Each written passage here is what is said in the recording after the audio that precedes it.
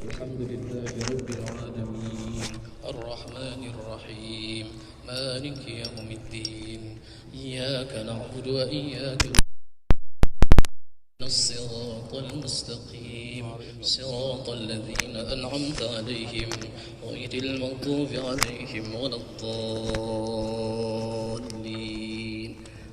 Al-Fatihah kedua untuk guru kita, semoga terus diberikan kesehatan oleh Allah Subhanahu wa taala, terus memberikan ilmunya kepada kita menuntut umat dalam kebaikan menuju ridha Allah Subhanahu wa taala. Allahumma tawil umrahu wa sahih ajsadahu. Al-Fatihah. أعوذ بالله من الشيطان الرجيم بسم الله الرحمن الرحيم الحمد لله رب العالمين الرحمن الرحيم مالك يوم الدين إياك نعبد وإياك نستعين اهدنا الصراط المستقيم صراط الذين أنعمت عليهم غير المغضوب عليهم ولا الضالين. Baik, kita siapkan hati kita untuk menerima transfer ilmu dari guru kita. Kepada Yang Mulia Ustaz Haji Abdul Somad Al-Sifah, fa'alihi falyatafaddal mashkura.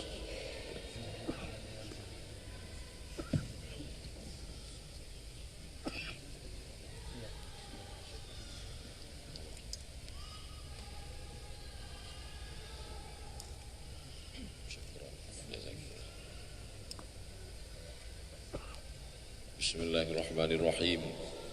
Assalamualaikum warahmatullahi wabarakatuh.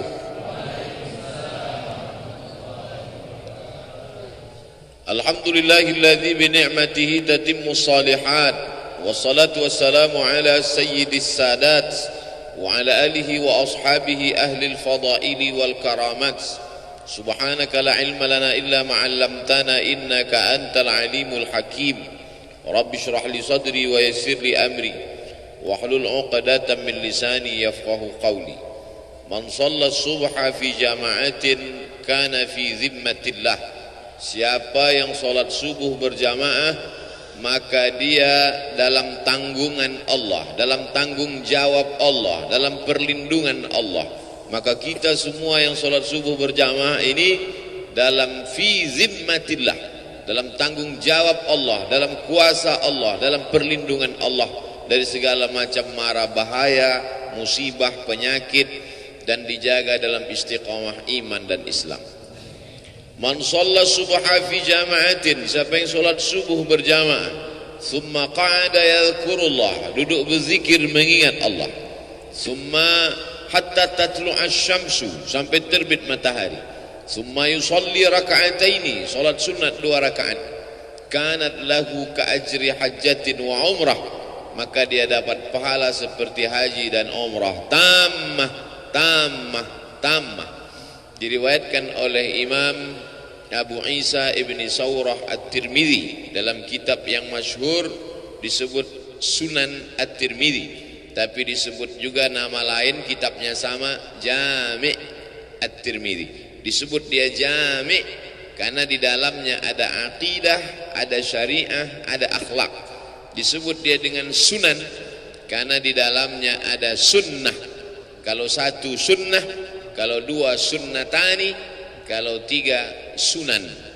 Sunan Abi Daud, Sunan Tirmidzi, Sunan Nasai, Sunan Ibnu Majah, Sunan Ad-Darimi. Bedanya dengan Sunan Gunung Jati, kenapa disebut sunan? Karena kalau kita hormat, tangan kita disusun. Susun itu susunan, maka disebut sunan. Tidak ada hubungan. Yang satu sunnah, yang satu cara menghormati, sunan. Karena kalau ketemu tangan kita bersusun-susun, menghormati, memuliakan dia.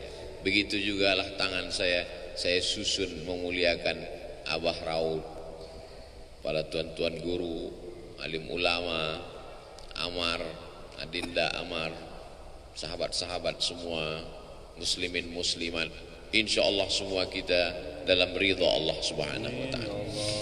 Saya diberi judul subuh ini ayam mati di lumbung padi. Sepanjang saya ceramah baru inilah judul yang aneh. Ayam mati di lumbung padi. Jangan seperti ayam mati di lumbung padi. Itu pepatah orang Indonesia. Lumbung padi itu kalau pergi nanti ke Sumatera Barat, ada rumah seperti rumah adat di depan rumah, trangking namanya. Itu tempat menyimpan padi. Supaya apa? Supaya nanti di musim paceklik, musim kemarau, sawah tidak tumbuh hijau, tidak terjadi kelaparan.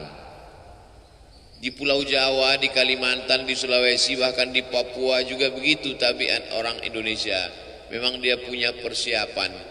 Kalau di tempat lain makanannya sagu, ada tempat penyimpanan sagu. Di daerah timur sana makan sagu.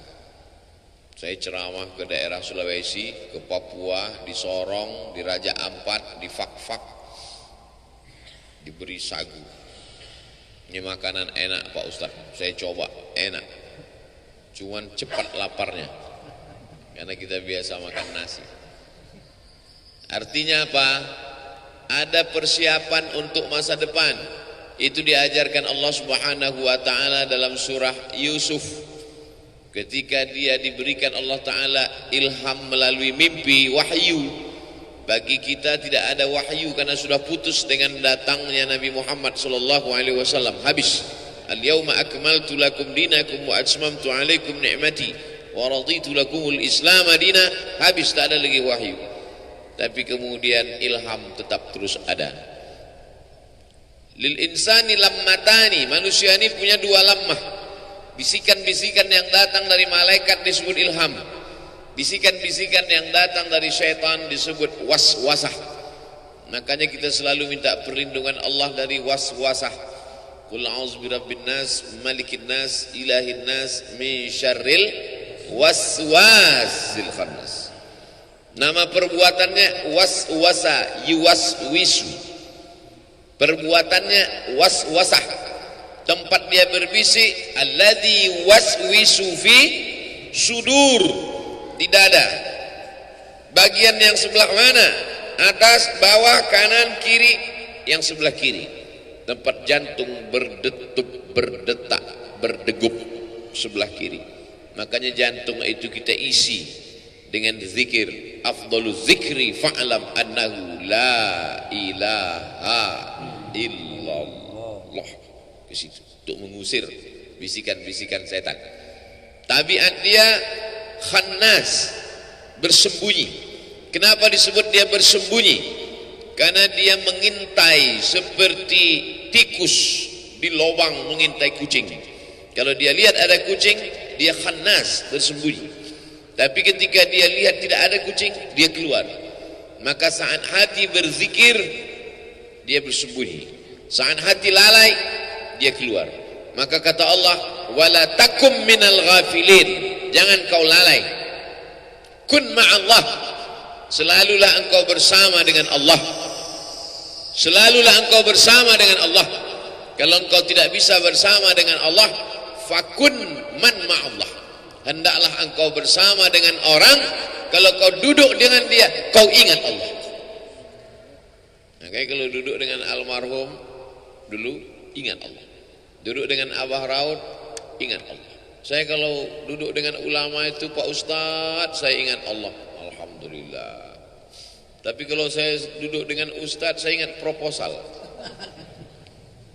Oleh sebab itu maka kun ma'allah. Untuk apa? Mengusir khannas yang bersembunyi tadi. Maka kita ini dikatakan dalam tema yang diberikan, jangan seperti ayam mati di lumbung padi. Kenapa ayam bisa mati di lumbung padi? Ayam itu kan mati karena kelaparan.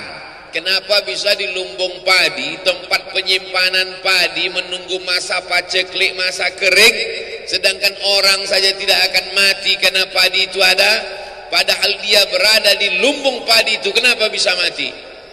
Karena dia tidak mau apa bahasa Indonesia, mencotokkan, menggunakan paruhnya untuk memakan padi itu. Dia tidak mau, dia biarkan dirinya mati binasa, tidak mau dia makan padi itu.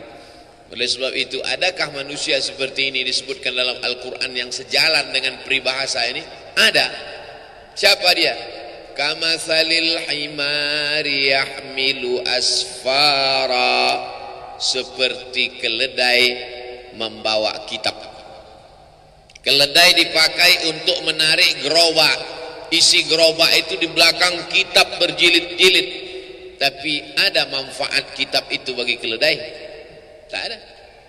Jadi kalau dalam peribahasa kita dipakai ayam, di Mesir, di Arab yang dipakai keledai. Keledai selalu dipakai untuk konotasi negatif yang jelek-jelek.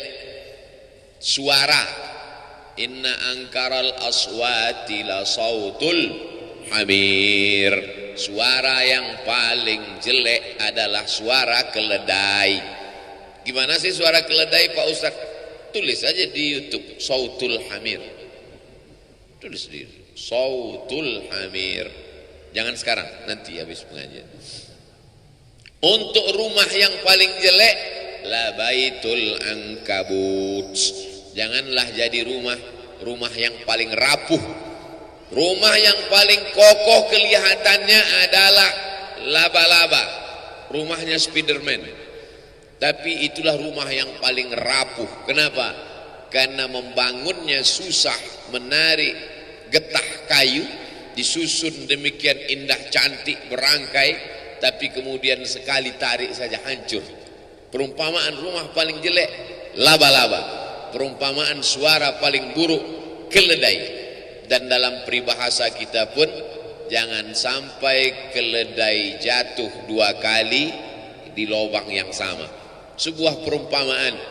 Maka sesungguhnya yang kita pahami bukan bunyi teksnya, bukan kalimatnya, bukan hewan yang dipilih apakah ayam atau keledai, tapi yang diambil di situ adalah tidak mengambil manfaat. Sebagaimana ayam tidak mengambil manfaat dari padi, padahal sebenarnya padi bisa mengenyangkan dia, menyelamatkan nyawanya, bisa hidup panjang tidak kelaparan, maka keledai juga tak mengambil manfaat dari kitab-kitab, buku-buku yang dia bawa. Satu gerobak, 3 kereta keledai di belakang, tak ada manfaatnya. Kamatsalil himari yahmilu asfara. Dalam ayat lain Allah Ta'ala memberikan contoh. Kalau yang ini keledai, manusia mulia. Tapi apa kata Allah? Walau syi'na la rafa'nahu biha. Kalau kami mau, kami sudah lama angkat derajatnya. Walakinnahu akhlada ilal ardi. Tapi dia tidak mau naik ke atas. Dia lebih memilih jatuh ke bawah. Wattaba'awa, diperturutkannya hawa nafsunya. Famathaluhu, ini lebih tinggi lagi. Famathaluhu kamathalil kalb. Perumpamaan dia kata Allah seperti seekor kalb, dog, anjing. In tahmil alaihi yalhas atau tatrukhu yalhas. Anjing kalau kau ambil batu mau kau lempar, dia tetap juga menjulurkan lidahnya. Dan andai kau diam, tetap juga dia menjulurkan lidahnya. Tapi tidak selamanya anjing disebutkan dalam perumpamaan yang jelek. Ada satu ayat disebutkan anjing beberapa kali ketika anjing bersahabat dengan ashabul kahfi. Apa maknanya? Anjing sekalipun najis mughalladhah, kalau dia jilat idza walagal kalbu fi ina'i ahadikum, kalau ada seekor anjing menjulurkan lidahnya ke dalam bejana tempat air kamu, fa ahriquhu, tumpahkan air itu semuanya habis. Basuh bejana tempat air itu dengan 7 kali. 1 kali dengan air bercampur tanah, 6 kali dengan air suci yang mensucikan. Tahir mutahhir, suci lagi mensucikan. Apa maknanya? Anjing yang najis, yang kotor, tapi kalau dia dekat dengan orang soleh, disebutkan Allah Subhanahu wa ta'ala beberapa kali dalam Al-Quran. Kalau anjing saja bisa dimuliakan sedemikian rupa, apalagi makhluk yang mulia. Ada saatnya manusia ini begitu hebat, begitu tinggi, maka kata Allah Subhanahu wa ta'ala, wa idh qulna lil malaikati, kami perintahkan kepada seluruh malaikat, usjudu li Adam, sujud kepada Adam. Fasajadu, sujud semuanya. Illa iblis, kecuali satu. Makhluk yang hina, warnanya hitam, terbuat dari tanah busuk bau, rendah diinjak tapak kaki, tapi begitu ditiupkan Allah, fanafakhtu fihi min ruhi, aku tiupkan ruh ke dalamnya, apa yang terjadi? Faqa'u lahu sajidin. Semua makhluk-makhluk yang bercahaya, yang indah, yang hebat itu sajidin, sujud ke tanah yang busuk dan bau. Kenapa? Allah meniupkan ruh kemuliaan di dalamnya. Tapi ketika dicabut Allah Ta'ala kemuliaan dari tanah yang busuk dan bau itu, apa yang terjadi? Ulaika kal an'am, mereka seperti binatang, lebih rendah daripada kambing, onta, lembu. An'am, binatang ternak. Balhum adal, bahkan lebih hina lagi daripada itu. Jadi saya ingin menjelaskan bahwa peribahasa sesungguhnya sejalan dengan yang dipakai Allah Ta'ala dalam Al-Quran, karena target yang ingin dicapai dari perumpamaan itu adalah menyentuh hati manusia. Perumpamaan seekor keledai, perumpamaan rumah laba-laba, perumpamaan tentang manusia, perumpamaan tentang ayam di lumbung padi. Target yang ingin dicapai adalah menyentuh. Bagaimana cara Allah Ta'ala menyentuh hati manusia? Supaya kalau sudah hati itu tunduk, yang lain ikut menjadi tunduk. Ala fil jasadi mudghah, ketahuilah dalam jasad ini ada segumpal. Jika salahal jasadu kulluh, kalau yang segumpal ini baik, yang lain ikut menjadi baik. Wa idza fasadal, wa idza salahat, kalau dia baik, salahal jasadu kulluh. Wa idza fasadat, kalau dia rusak, fasadal jasadu kulluh. Ala wahyal qalb, itulah dia hati. Maka hati ini diperbaiki. Di mana letak memperbaiki hati? Satu Indonesia ini orang datang kemari untuk memperbaiki hati. Disinilah lumbung padi itu, disinilah lumbung zikir itu, disinilah lumbung ilmu itu, disinilah tempat para penghafal Quran itu, disinilah tempat wali-wali Allah berkumpul. Tiba-tiba ada ayam kelaparan di lumbung padi. Pagi ini Abdul Somad datang kemari untuk mencari padi-padi, karena jiwa yang kering, hati yang kosong hampa, berkumpul bersama orang-orang soleh. Idza marartum biriyadil jannah farta'u, kalau kamu lewat di taman surga, kalau kamu lewat mampir singgah melalui taman surga, farta'u, makan minumlah kamu di taman itu. Kata sahabat, mana ada taman surga di dunia ya Rasulullah? Taman surga itu kan di akhirat. Kata Rasulullah, ada taman surga di dunia. Apa itu? Majalisul zikri, majelis zikir. Jangan sampai ayam mati di lumbung padi. Padi materi, benda, bisa mengenyangkan lambung ayam. Tapi yang kita maksud di sini kiasan bukan padi materi beras, bukan jagung, bukan sagu, bukan beras. Yang dimaksud apa? Yang mengenyangkan spiritual kita. Kalau anak tidak dikasih makan sarapan pagi, dia nanti akan makan makanan yang belum pasti, steril, pewarnanya pewarna tekstil. 3 hari tidak basi karena ternyata pakai pengawet. Bukan cuma pengawet itu mengawetkan makanan dia, dia awet sekalian. Gara-gara pengawet terlalu banyak. Maka orang tua yang khawatir anaknya jajan sembarangan di pinggir jalan, dikasih makanan. Ini materi, makanan ini materi, beras ini benda, sagu ini benda, jagung ini benda. Benda hanya bisa mengenyangkan benda. Materi beras, jagung, padi mengenyangkan lambung, karena lambung juga materi. Tapi jiwa manusia bukan materi. Ada zahir, ada batin, ada spiritual, ada material. Makanya selalu dalam sambutan kami berterima kasih kepada seluruh panitia yang sudah memberikan sumbangan material maupun spiritual. Sesungguhnya orang-orang barat yang mengikut filsafat wujudiyah, ada namanya filsafat wujudiyah. Wujud artinya ada. Dia hanya percaya pada sesuatu yang ada di depan mata. Apakah Abdul Somad itu ada? Ada. Kenapa dia ada? Karena bisa dilihat mata, bisa ditangkap dengan panca indera, bisa disentuh dengan tangan. Maka Abdul Somad itu ada. Adakah ruh Abdul Somad? Ruhnya tidak ada. Karena ruh tidak bisa dilihat mata, tidak bisa disentuh tangan, tidak bisa diraba, ditangkap dengan panca indera, maka tidak ada. Filsafat itu disebut dengan filsafat wujudiyah. Bahasa Inggrisnya materialism, diambil dari kata materi, benda. Maka kalau tidak nampak, tidak ada. Malaikat kiraman katibin, tidak ada. Raqib dan atid, tidak ada. Alam barzah, tidak ada. Sorga, tidak ada. Karena tak dilihat oleh mata. Puncaknya adalah Tuhan, tidak ada. Maka lahirlah generasi-generasi ateis. A, tidak ada. T, Tuhan. Is, keyakinan. Ateis, keyakinan yang meyakini bahwa Tuhan tidak ada. Tapi aneh bin ajaib, ketika dia mau mati kecelakaan, dia minta tolong, dia tulis SOS, save our soul, selamatkan jiwa kami. Katanya tidak percaya kepada yang gaib, tapi dia minta selamatkan, save our soul. Mestinya kalau tidak percaya kepada jiwa, tidak percaya kepada roh, tidak SOS, SOB, save our body.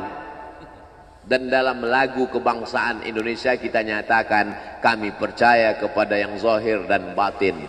Indonesia Raya, bangunlah jiwanya dulu dibangun, barulah bangun badannya. Maka membangun badan ini nomor 2. Tapi kalau kita tonton TV, iklan yang paling banyak itu membangun jiwa atau membangun badan? Membangun badan. Cobalah tonton TV, ambil kertas, bawa pena. Dari jam 6 pagi sampai jam 6 sore nanti tonton. Kasih, ambil kertas, garis di tengah, buat membangun jiwanya, membangun badannya. Berapa yang membangun jiwa, berapa membangun badan. Air ini membangun jiwa, membangun badan. Membangun badan. Dia materi. Maka materi hanya bisa menyelesaikan masalah materi. Masalah materi mana yang mau diselesaikan dengan materi ini? Materi ini. Materi mana yang bisa diselesaikan dengan sarapan? Materi lambung. Tapi masalah materi jiwa, sebetulnya jiwa itu beradanya di mana Pak Ustadz? Di sini atau di sini? Ikhtilaf para filosof. Yang satu mengatakan fid dimag, di otak. Yang satu mengatakan fil qalb, di jantung. Saya tidak suka ikhtilaf. Karena kata Nabi, kata Allah dalam Al-Quran, kata Nabi dalam hadis, la takhtalifu fakhtalafat qulubukum. Jangan kamu ikhtilaf, nanti hati kamu ikut menjadi ikhtilaf. Saya mengkombinasikan aja antara dua pendapat ini. Berawal dari jantung naik ke otak. Jadi kalau ada mengatakan, sebetulnya kita saat berpikir itu di mana? Di sini atau di sini? Am ala qulubin afala yatadabbaruna al-Qur'an. Mengapa mereka tidak merenungkan Al-Quran? Am ala qulubin aqfaluha, atau hati mereka terkunci? Kalau begitu berpikir itu di hati katanya. Ini dalil mereka yang mengatakan bahwa letaknya itu yang gaib itu letaknya di hati. Dan banyak sekali hadis-hadis mengatakan di hati. Tapi banyak orang selalu mengatakan, marilah kita berpikir. Pernah nggak orang ngomong, marilah kita berpikir? Think, marilah kita berpikir. Lalu saya temukan ada pendapat yang mengkombinasikan antara duanya. Kata dia berawal dari jantung, dari kemudian naik ke otak. Sesuai dengan para dokter ahli medis kita juga berkata demikian. Berawal dari degup, detak, sembusan darah di jantung, dari jantung lalu kemudian menyembur ke otak. Otak ini disegarkan, lalu dari otak turun ke mata, dari otak ke tangan. Makanya orang kalau sudah bermasalah otaknya, makan otak-otak. Kalau sudah bermasalah di otak, akhirnya bermasalah di lain. Makanya penyakit yang paling berbahaya, penyakit yang paling ditakuti orang zaman sekarang, akibat dari banyaknya lemak, minyak masuk ke dalam darah, akhirnya terjadi penyumbatan saluran darah, lalu kemudian na'udzubillah terjadilah hal-hal mati badan sebelah, stroke dan lain sebagainya. Tapi insya Allah orang-orang yang soleh makannya digaga, apalagi sekarang 10 awal Muharram, bulan mulia, bulan haram, bulan banyak dipakai untuk beribadah. Jangan sampai tinggal puasa sunat 9, 10, 11, gak bisa 3 hari 9, 10 saja, 9, 10 pun gak bisa 10 saja, 10 pun gak bisa juga. Innalillah wa inna ilaihi raji'un. Lalu kemudian kalau dipakai teori-teori Nabi SAW, Nabi itu berbuat itu bukan mengikuti analisa akal, tidak pula mengikuti hati, tapi dibantah Allah itu semua. Wa ma yantiqu anil hawa in huwa illa wahyun yuha, wahyu dari Allah Subhanahu wa taala. Maka sesungguhnya saya ingin menjelaskan, materi hanya bisa menyelesaikan masalah materi. Materi hanya bisa menyelesaikan masalah materi. Sedangkan yang dimaksud dengan non materi, membaca Quran, zikir, duduk dengan orang-orang soleh, pengajian, tasbih, tahmid, takbir, solawat, majelis ilmu, itu adalah menyelesaikan non materi. Makanya kita Islam ini diajarkan keseimbangan. Jangan kau angkat suaramu tinggi-tinggi. La tarfa'u aswatakum fawqa sautin nabi. Jangan kau angkat suaramu melebihi suara Nabi. Orang Arab Badui yang tidak sopan meninggikan suara di depan Nabi. Turun ayat, la tarfa'u aswatakum fawqa sautin nabi. Maka kata Allah Ta'ala yang paling baik itu pertengahan. La tajhar bi salatika. Jangan kau jaharkan doamu terlalu melambung melengking. Wala tukhafid biha. Jangan pula kau khafi sampai tak terdengar. Wabtaghi baina dzalika sabila. Tapi carilah jalan tengah. Makanya umat Islam ini adalah jalan tengah. Umat ini adalah umat pertengahan. Wa kadzalika ja'alnakum ummatan wasata. Yang satu mengatakan Nabi Isa itu dinaikkan ke atas terlalu tinggi. Wa qalatil yahudu Uzairu billah wa qalatin nasara al-masih ibnullah. Al-Masih anak Allah, terlalu tinggi. Yang satu pula Yahudi mengatakan Isa anak zina. Mereka tuduh Maria berzina dengan Joseph si tukang kayu. Anak zina, jatuh ke bawah, rendah, hina. Maka abuki imra'a sau'in, bapakmu bukan preman, orang jahat. Wa makanat ummuki baghiyah, ibumu bukan baghiyah, wanita tuna susila. Datang orang Yahudi menemui Maryam yang baru saja melahirkan anak. Makanan qasiyah, dia tidak tahan mendengar buli-buli. Mengapa dia punya anak tanpa suami? Kenapa dia bisa hamil? Membuli. Habis dia dibuli, akhirnya dia pergi mengasingkan diri. Makanan qasiyah, di tempat yang jauh dari Palestina.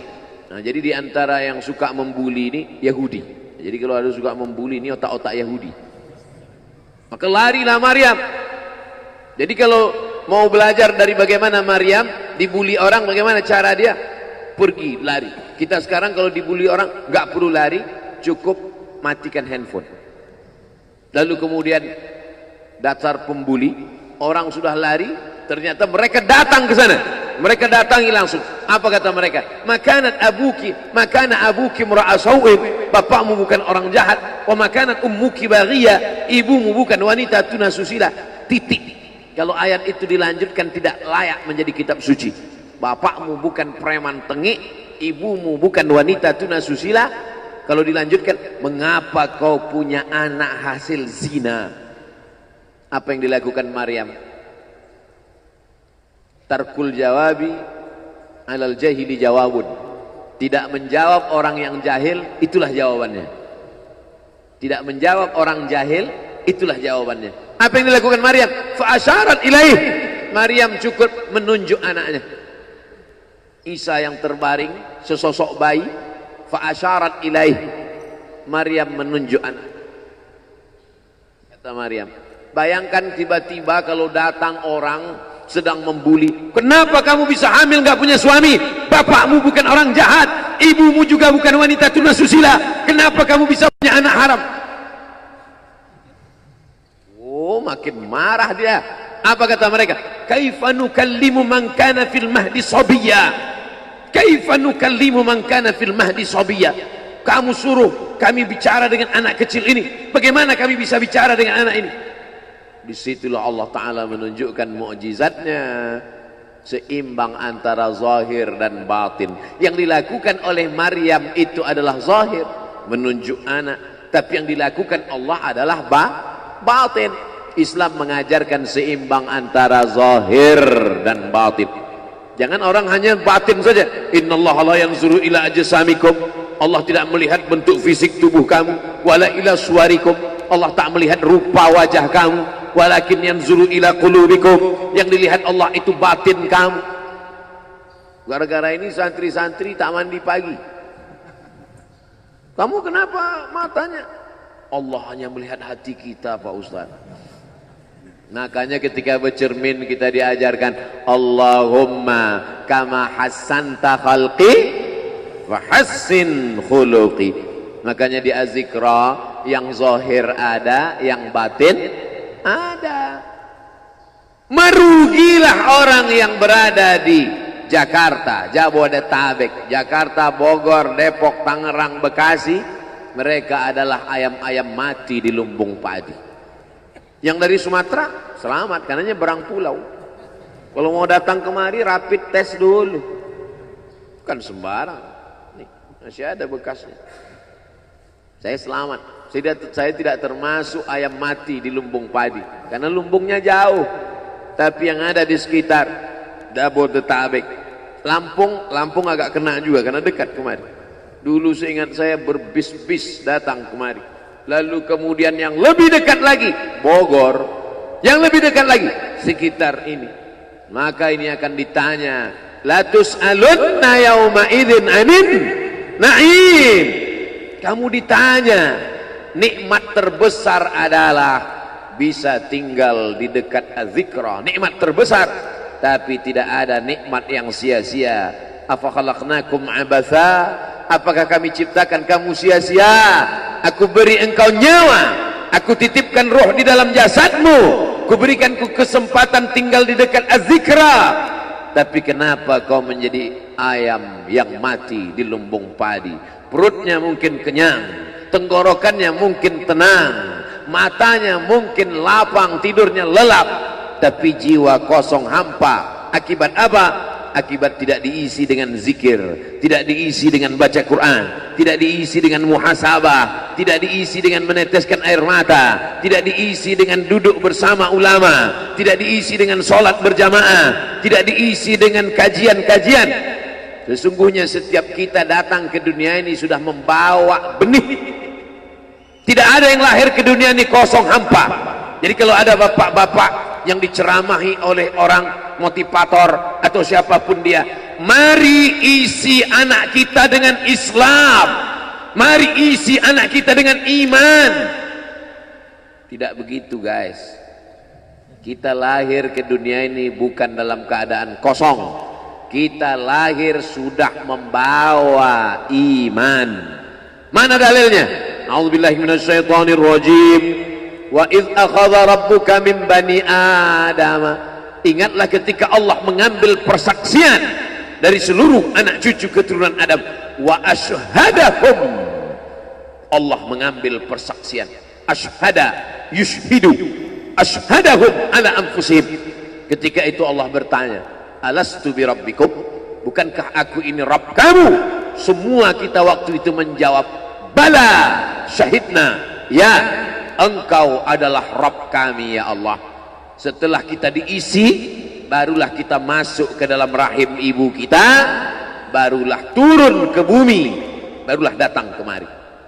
Lalu kemudian setelah di sini lupa. Antaqulu yaumal qiyamati inna kunna an hadza ghafilin. Kami lupa, kami tidak ingat. Orang yang tidak ingat ini diingatkan. Fadzakir, ingatkanlah. Inna fa'ati az-zikra. Fadzakir, berilah peringatan. Inna fa'ati az-zikra. Inna fa'ati az-zikra. Az-zikra bermanfaat untuk siapa? Liman yakhsha, bagi orang yang takut bahwa dia nanti akan bangkit dari tanah, bahwa dia akan hidup sekali lagi, bahwa roh dan jasadnya akan dipertemukan lagi. Apa mungkin kita ini akan hidup lagi, Pak Ustadz? Ucapanmu sama seperti ucapan Asi bin Wa'il yang membawa tulang kering kerontang yang sudah putih, tak ada lagi warna. Lalu dia bertanya, hal yuhyi rabbuka hadzal 'idhama ba'da ma baliya wa ramma? Apakah bisa Tuhanmu menghidupkan tulang ini lagi ya Muhammad? Nabi sallallahu alaihi wasallam diam sampai Jibril datang membawakan jawaban. Qul yuhyiha alladhi ansha'aha awwala marrah. Katakan ya Muhammad sallallahu alaihi wasallam kepada Asi bin Wa'il yang tak percaya bahwa tulang itu akan hidup sekali lagi. Yuhyiha alladhi ansha'aha awwala marrah. Dia yang menciptakan tulang itu sebelum ada menjadi ada, sekarang setelah ada dibuatnya menjadi tidak ada, akan dikembalikannya lagi menjadi ada. Sedangkan menciptakan yang tidak ada menjadi ada saja dia sanggup, apalagi yang pernah ada dibuatnya menjadi tidak ada, dikembalikannya lagi menjadi ada. Innama amruhu idza arada syai'an ayyaqula lahu kun. Azmuz zanab, ujung tulang ekor sebesar ibu jari, tulang belakang sampai ke bawah, yang lain hancur. Ketika digali makam kuburan, ada yang tulang-tulang hanya tinggal tulang paha saja, ada yang hanya tinggal gigi dan rambut saja, yang lain hancur. Tapi ada satu yang tidak hancur, kata Allah, disampaikan Nabi Muhammad SAW, ujung tulang ekor sebesar ibu jari. Maka dari itulah nanti yang akan ditunjuk, tumbuh sel-sel tulang, tumbuh kulit-kulit, tumbuh darah daging, bangkit menjadi manusia sempurna di hadapan Allah. Masuk surga itu roh dan jasad. Jannatin tajri min tahtihal anhar. Sungai, air sungai dengan gemericiknya, masuk kaki ke dalam air sungai, itu adalah jasad. Kulit menyentuh air sungai terasa dinginnya, itu jasad. Zamharira adalah cahaya matahari yang tidak tembus ke bawah. Kenapa cahaya matahari tidak tembus? Karena ada ranting-ranting kayu yang saling terkait satu dengan lain, sehingga kalau duduk di bawah maka cahaya matahari tidak tembus ke bawah. Itu jasad. Maka yang masuk surga itu adalah roh dan jasad menurut Ahlus Sunnah wal Jamaah. Kalau masuk surga cuman roh, saya nggak mau. Mimpi masuk surga. Abdul Somad akan masuk surga beserta roh dan jasad, kembali sempurna. Makanya kata Nabi, la yadkhulul jannata ajuz, tak masuk surga orang tua. Menangis semua orang tua, sedih karena tak masuk surga. Nabi tersenyum. Kata Nabi, bukan kamu tua tak masuk surga, kamu akan kembali muda usia belia 30, 31, 32, 33. Karena masuk surga itu adalah orang-orang muda, anak-anak muda yang bisa menikmati dunia. Begitulah mereka masuk ke dalam surga. Apa makna ucapan Nabi itu? Ruh dan jasad masuk ke dalam surga Allah. Lagi-lagi kita sedang diajarkan keseimbangan, bahwa kita lahir membawa iman, tapi iman ini bisa mati.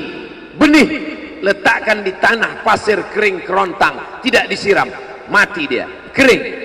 Bagaimana menghidupkannya? Dihidupkan dia dengan ilmu. Tidak ada majelis ilmu yang paling banyak untuk saat ini, majelis ilmu di Az-Zikra. Semua ustadz didatangkan kemari.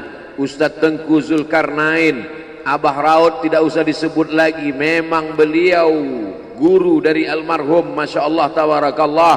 Lalu kemudian para masyaikh, Ustadz Adi Hidayat, Buya Yahya, tak dapat disebutkan satu persatu, Kiai Haji Abdullah Gimnastiar, para alim ulama, alumni Al-Azhar Mesir, alumni dari Yaman, Tarim Hadramaut, Darul Mustafa, Rubat Tarif, berdatangan kemari semua.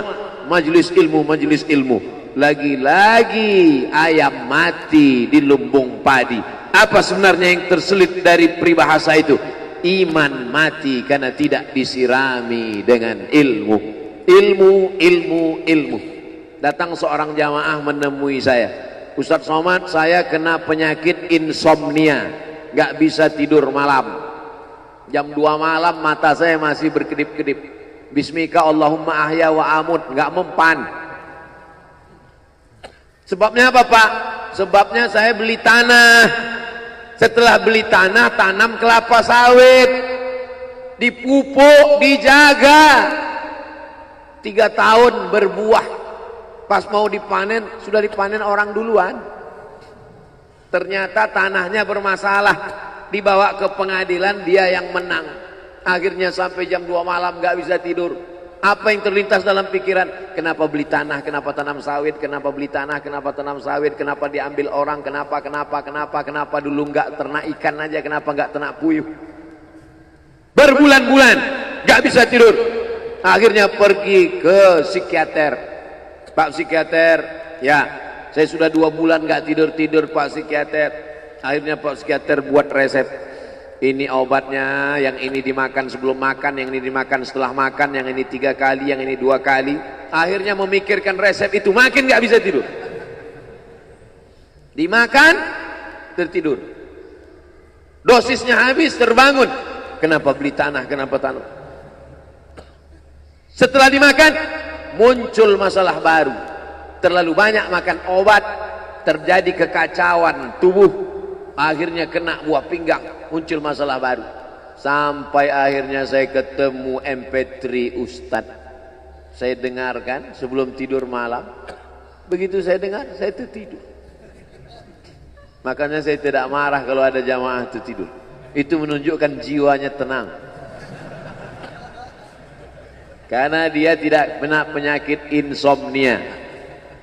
Orang Amerika, orang Eropa, mobilnya mewah, apartemennya cantik, rumahnya megah, duitnya banyak, dolarnya bejibun, gak bisa tidur karena masalah hidup dunia. Kita naik angkot kelewatan gang.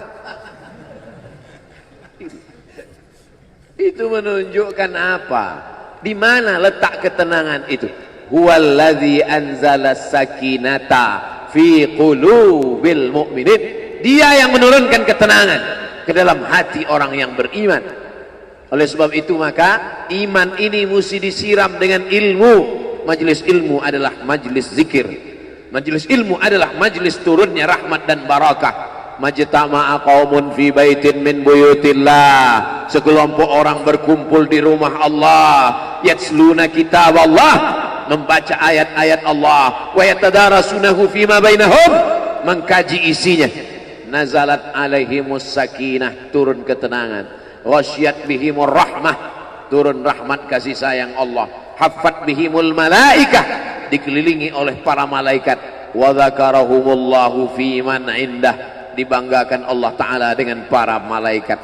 Tadi malam ketemu dengan murid dari Syekh Muhammad Yasin bin Isa Al-Fadani di Zawiyah Raudhah. Ketemu, cium tangan, barokah, zikir, sholawat, tenang jiwa.